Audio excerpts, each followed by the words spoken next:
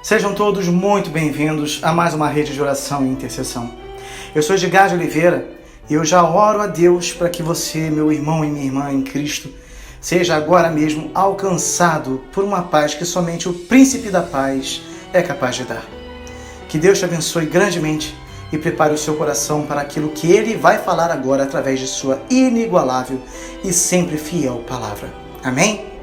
O Salmo 34 é mais um salmo de Davi, que retrata o momento em que ele foi expulso por Aimeleque. O relato deste acontecimento se encontra em 1 Samuel 21. Em virtude do perigo especial do qual foi livre, Davi esforçou-se notadamente neste salmo, escrevendo-o com extraordinária simetria, em concordância quase exata com as letras do alfabeto hebraico. Este é o segundo salmo alfabético. O primeiro foi o Salmo 25. Antes de começar a nossa análise, eu já peço que você deixe o seu pedido de oração para que eu possa orar por você e que outros possam fazer o mesmo. Já deixe o seu like, pois isso faz com que o YouTube indique os nossos vídeos para você. Aqui no canal você também aprende a Bíblia, versículo por versículo, e a história do cristianismo em ordem cronológica. Então aproveite, pois isso vai mudar a sua vida. Amém?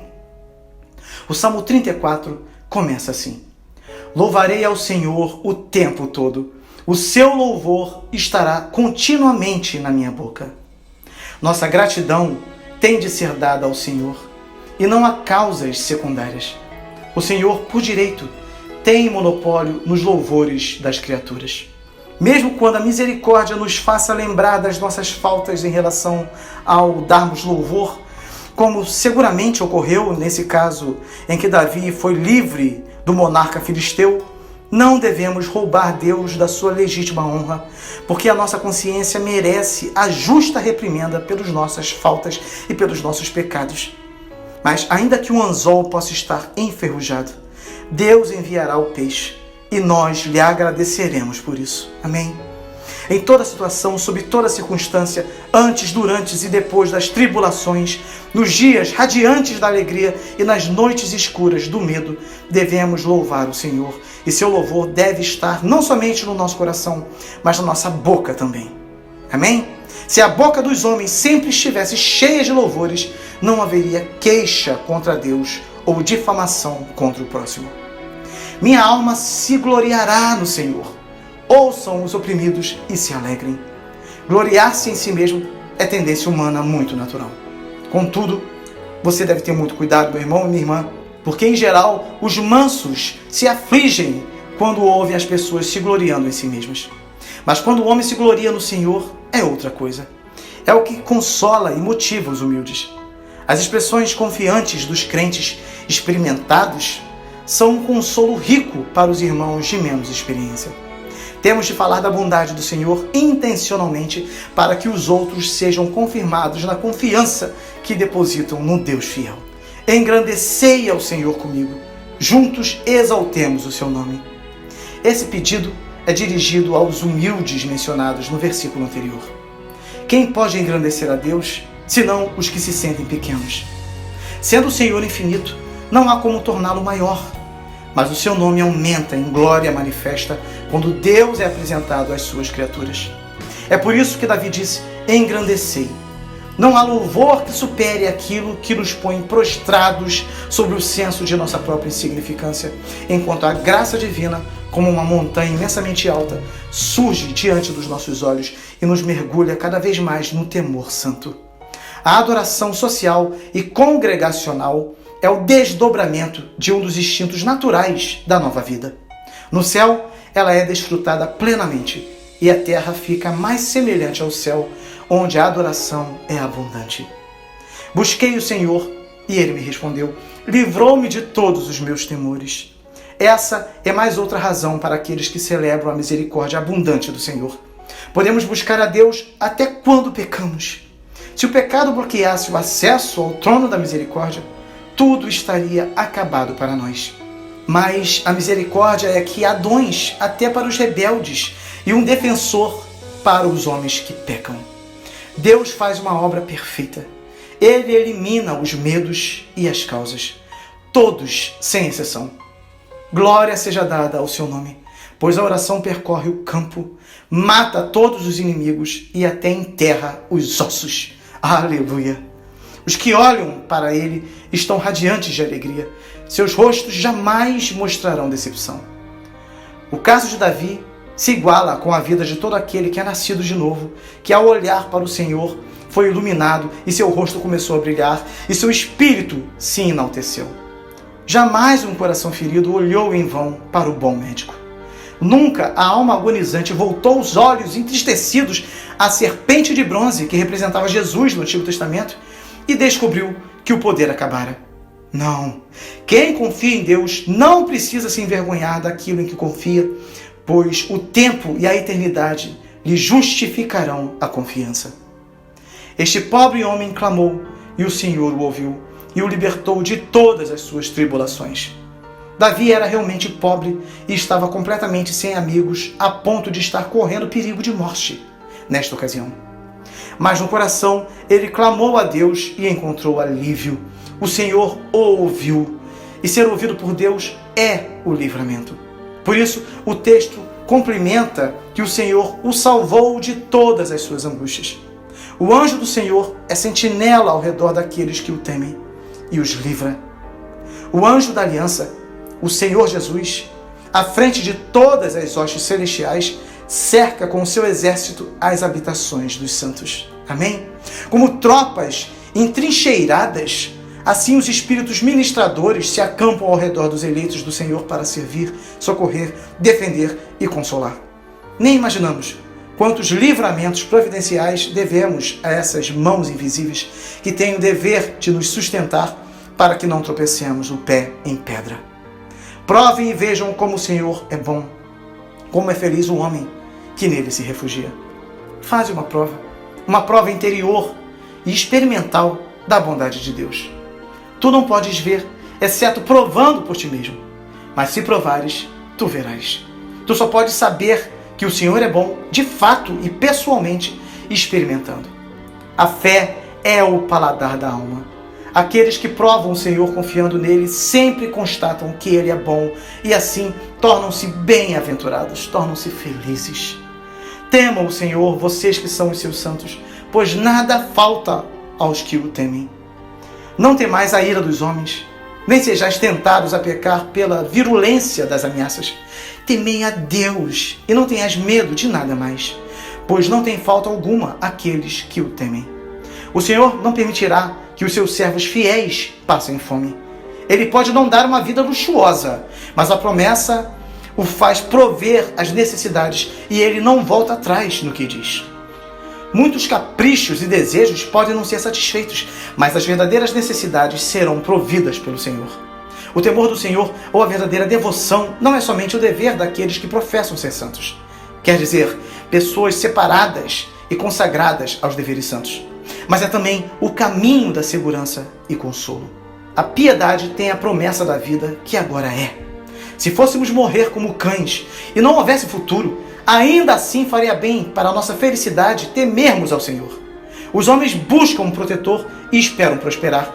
Prospera com certeza aquele que tem o Senhor dos Exércitos por amigo e defensor. Os leões podem passar necessidade e fome, mas os que buscam o Senhor de nada têm falta. Esses animais são ferozes, astutos, fortes, tendo todo o vigor da juventude, mas às vezes urram de fome voraz. Semelhantemente, homens astuciosos, insidiosos e tiranos, tendo toda a sagacidade e sendo inescrupulosos, passam necessidades. No entanto, crentes sinceros e simplórios, que não ousam agir como os leões gananciosos da terra, são alimentados com comida adequada para eles. Amém, meu irmão e minha irmã? Não há nada realmente bom que venha a ser negado àqueles cujo alvo primeiro e principal na vida é buscar ao Senhor. Os homens os chamam de tolos, mas o Senhor prova que eles são sábios. Eles ganham onde os sabichões do mundo perdem tudo, recebendo Deus toda a glória. Venham, meninos, ouçam-me, eu lhes ensinarei o temor do Senhor. Talvez os meninos e as meninas de Gate tivessem zombado de Davi. Esse versículo pode ser a aula que todo professor das Sagradas Escrituras pode dar aos seus alunos e ensino que todo pai e mãe pode dar aos filhos. sejamos instruídos na arte de ensinar. Temos de direcionar as crianças ao ponto principal sempre, mantendo constantemente no lugar mais alto o temor do Senhor em nossos ensinos. Quem de vocês quer amar a vida e deseja ver dias felizes? A vida gasta na felicidade é o desejo de todos. A mera existência não é vida. A arte da vida, a vida verdadeira, correta e alegre, não é dada a conhecer a todos os homens. Ensinar os homens a viver e a morrer é o alvo de toda instrução religiosa útil. As recompensas da virtude são as iscas com as quais os jovens são atraídos à moralidade. Enquanto os ensinamos a terem uma visão santa para com Deus, também devemos discorrer muito longamente sobre a moralidade para com os homens. Guarde a sua língua do mal e os seus lábios da falsidade. Guarda com diligência cuidadosa esse membro perigoso, a língua, para que ela não profira o mal, pois esse mal vai ricochetear você e arruinará o prazer da sua vida. Os homens não podem cuspir veneno sem sentir um pouco de veneno queimando-lhes a carne. Afaste-se do mal e faça o bem. Busque a paz com perseverança. Afasta-te para bem longe do mal. Não mores perto da casa da peste. Evite a toca do leão. Abandone o ninho da víbora. Coloque distância entre tu e a tentação. Sê prático, ativo, enérgico, perseverando no bem. Aquele que faz o bem está certo de que evita o mal. Não há nada que promova mais eficazmente nossa felicidade do que a paz. A discussão desperta sentimentos que comem o coração com poder corrosivo, não é assim? A ira é a assassina do próprio ego, como também dos seus objetos. Os olhos do Senhor voltam-se para os justos e os seus ouvidos estão atentos ao seu grito de socorro.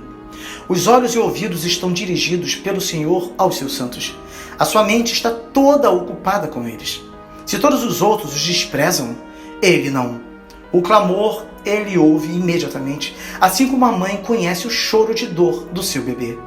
O choro pode ser entrecortado, lastimoso, triste, fraco, descrente, mas os ouvidos do pai identificam cada nota de lamento ou súplica e ele não tarda em atender a voz dos seus filhos. A face do Senhor volta-se contra os que praticam o mal para apagar da terra a memória deles. Deus não é indiferente com as ações dos pecadores, pois ele fixa a face contra eles, estando, por assim dizer, determinado que eles não terão auxílio nem apoio, mas serão impedidos e derrotados. Ele está determinadamente decidido que os descrentes não prosperarão. Ele se coloca com toda a sua força para destruí-los. Os justos clamam, o Senhor os ouve e os livra de todas as suas tribulações. Assim como Israel no Egito, eles clamam sob o pesado jugo da opressão, do pecado, da tentação, do cuidado e aflição. E o Senhor os ouve. Ele é como o guarda noturno que, assim que ouve a campainha de alarme, corre para socorrer aqueles que precisam dele. Não há rede de dificuldade que nos prenda, da qual o Senhor não possa nos livrar. Nossas angústias podem ser numerosas e complicadas, mas a oração nos livra de todas elas, pois o Senhor se mostrará forte por amor de nós. O Senhor está perto dos que têm o coração quebrantado e salva os de espírito abatido.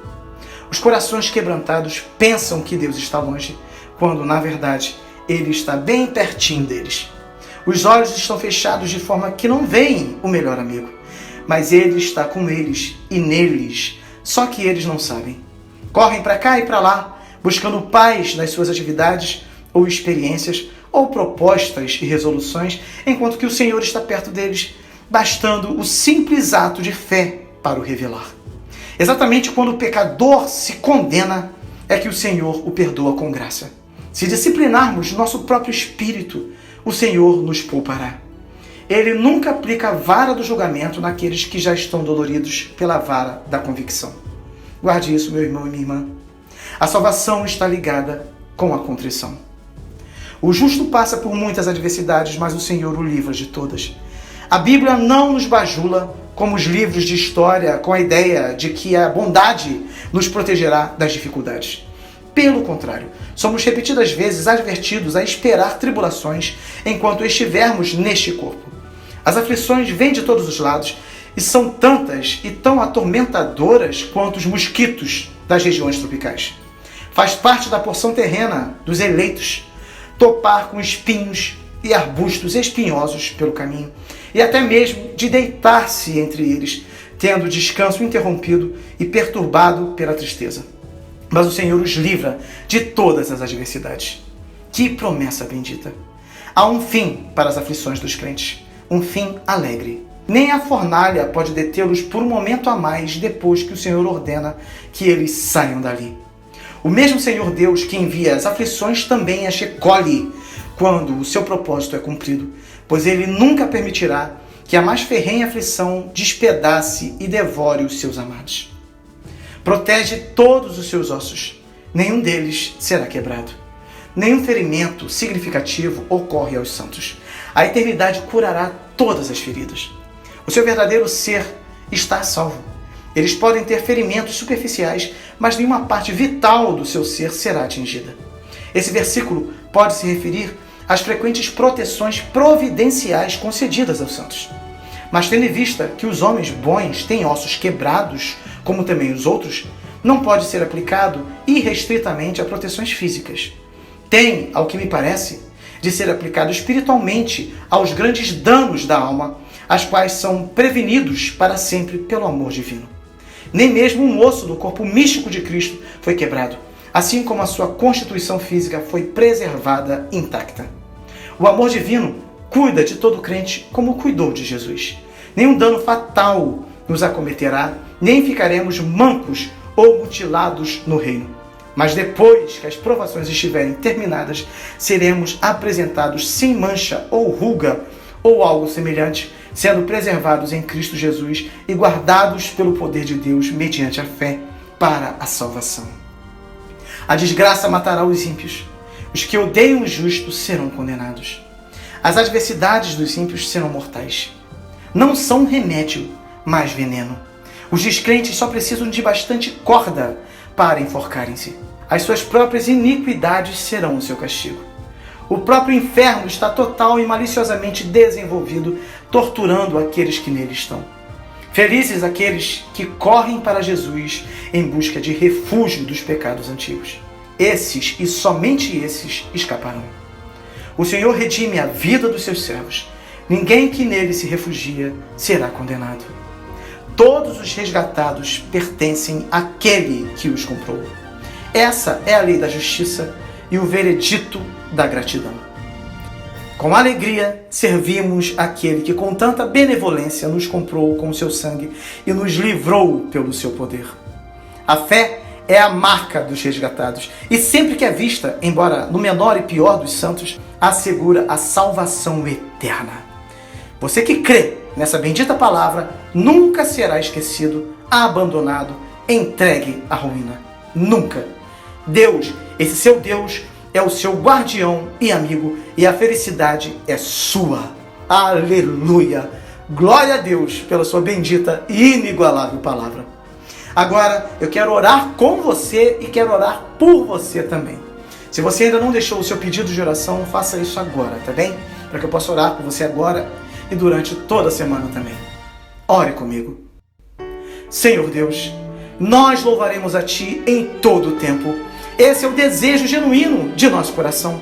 Ajuda-nos, Senhor, nessa tarefa gloriosa, que os nossos lábios sempre louvem a Ti, que a nossa alma se glorie no Senhor e que os oprimidos ouçam o nosso louvor e se alegrem conosco e que proclamem a grandeza do Senhor conosco. Juntos exaltemos o Seu nome.